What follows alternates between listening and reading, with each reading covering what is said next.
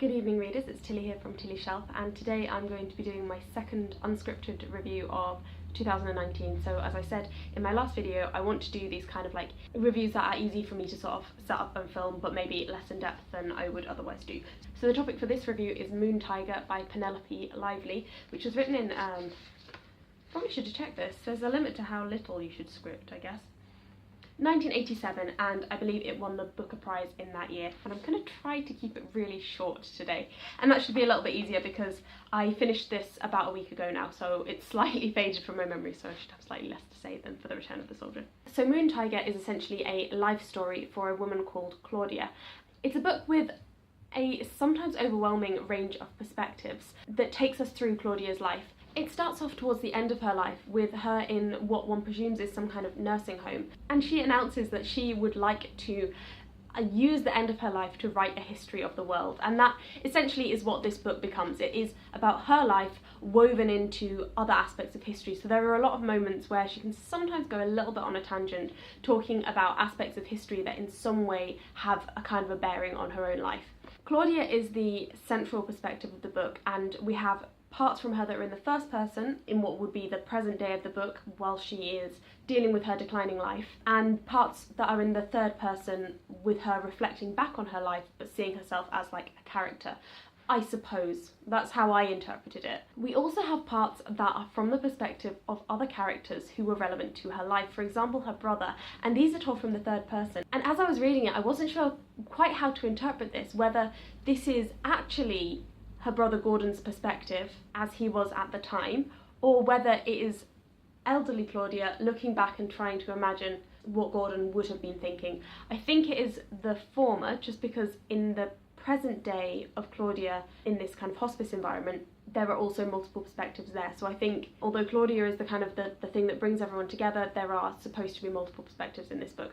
If that all sounds confusing, then yes, maybe it is a little bit. It's like Penelope Lively heard about the concept of the unreliable narrator, and she was like, okay, I see you're unreliable narrator and I raise you 5. We just don't know whose perspective to trust. I think it's quite interesting actually how this book looks at how different people remember or interpret the same event. So for example, there are a couple of reported conversations between, say, Claudia and her lover, where they will both remember different words being said, the same flow of the conversation, if you like, but different specific words are spoken, which when a book states that words have been said, you, or at least I, always trust that those are the words that have been said, and this kind of shows that people didn't necessarily say what they thought they said, or may have remembered what they said differently from how they actually said it. And it's about like the way that different people interpret events to kind of put themselves in the fore. In terms of characterization, I had a couple of problems with this book.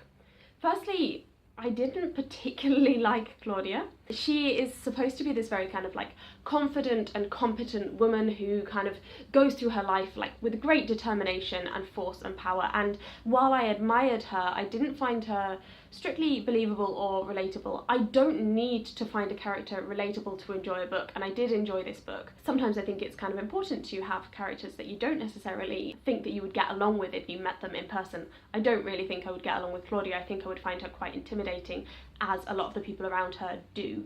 But my bigger issue is kind of that over the course of her life, she doesn't really develop. I was thinking about this and I was thinking, you know, how much does a character develop over the course of their life in a book? We change a lot as people, we change a huge amount over the course of our lives, but it's harder as an author to convey the sense of a person changing and growing in response to events in their lives. One book that I read last year that actually did this quite well, even though it wasn't a particularly good book for me, it wasn't a book that I loved, was The Fifth Season by N.K. Jemisin, and if you've read that you'll kind of know what I mean. But there's a character in that who, as different things occur in her life, it's almost like she becomes a different personality, if that makes sense, and without wanting to give any spoilers for that. This doesn't really happen for Claudia, so some very huge things happen in her life. She lives through the Second World War, so there's a lot of very vivid description of the Egyptian and North African field of the war in this book, which I found quite illuminating because I didn't know that much about that area of the war. She lives through the war, she becomes a mother, she has various entanglements over the course of her life, and none of them seem to really change who she is. She's the same woman when she is a dying in a hospital bed as she was when she was deciding that she was going to go and be a war journalist. So I found that a little bit less believable, and I felt that it's something that could have been added in, perhaps. One thing that I wanted to say about this book, which is more of a kind of personal rant, is that I don't get why healthcare professionals, and particularly female healthcare professionals, get such a bad rap in literature. So, as one would over the course of a lifetime, Claudia has quite a few interactions with people like nurses, midwives and doctors, and universally they are presented as being dull, patronising, uncreative people, which maybe at times is true, but I do find it quite frustrating sometimes when I read about these characters, and I just think, give them some credit. Because basically, if you have a very poorly lady in a bed who turns around and tells you about the thing that she dreamt about while you were trying to save her life when you thought that she was dying, and she turns around and tells you about this like weird and complicated dream, it's very hard to come up with any response better than dreams are weird. And it's very hard to come across as a creative and interesting person when you are conversing with your patients, when you have about 5 minutes in the room with them. I guess in a sense it's part of Claudia's personality that she is very dismissive of people that she doesn't see as her intellectual equals, and that extends to other people such as her brother's wife. She is so dismissive of her brother's wife, she's dismissive of her own daughter, and because of the way that she treats other women who don't live up to her standards, she actually misses out on a lot of aspects of their personalities. So Lisa talks about how she kind of like hides facts from her mum because she knows that it won't fit into her mum's view of her. So Lisa is Claudia's daughter, probably should have said that. So yeah, there is that. What else? At first I found the title of this book very confusing. Obviously it's two words that don't seem to go together, and I found the style of the book quite confusing, and I was a little bit impatient with it as well, where it is kind of random scenes that don't really go together being presented together. But I kind of had this idea that if I stuck with it, it would begin to make more sense. So I did stick with it, and it did begin to make more sense. So I would say if you are thinking this is a little bit overdone and pretentious, bear with it, because it does improve, and at times this was quite an emotional read and very well done and quite passionately done. I would say that it kind of tailed off, but on the other hand, it's supposed to present the journey of a lifetime, and therefore tailing off is quite relevant.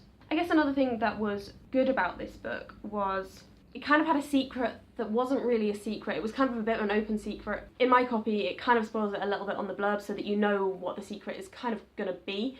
I really enjoyed gradually picking up details about that, although sometimes I found it quite confusing the way that they were presented. I don't think this is a book that really sets out to confuse, but because I don't read a lot of fiction that's been written since the 1980s, when I would say that unreliable narrators are more popular in modern fiction than, say, the kind of traditional omniscient narrator of Victorian fiction, I maybe struggled with it a bit more than I should have done, if that makes sense. But I think I would recommend this. It surprised me at certain moments. There were bits that I was like, whoa, I didn't see that bit coming. But overall, I did enjoy it, and it drew me into a world. Particularly the scenes in Egypt very much drew me into a world, and the writing at times was quite powerful. Not going to be probably a book that I will love forever, but it was alright. Damning with faint praise. Another theme that was quite interesting in this book was the theme of sort of declining life. So Claudia knows that she's dying, and she finds it quite frustrating the way that people talk to her and omit that from their conversations. They don't want to talk to her about the fact that she's dying. And she's also dealing with sort of changes in her experience of the world that relate to the fact that she is towards the end of her life. So it's things like she can't remember certain words at times, or she wakes up and she's told that, a couple of days have passed, or, oh, that wasn't today, that was a while ago now. I felt like Penelope Lively could have gone into that a little bit more. Perhaps she didn't feel equipped herself to discuss it. Claudia seems to just take it all in her stride. She doesn't seem to have any strong emotional reaction to the fact that she's dying. She gets frustrated that she's forgotten certain words, but it doesn't affect her sense of self, and I think it's likely that it would do, but maybe I'm wrong. So I thought the way that she began to address that topic was worthwhile and well done, but I felt that it could have been developed in more depth. This is quite a short book.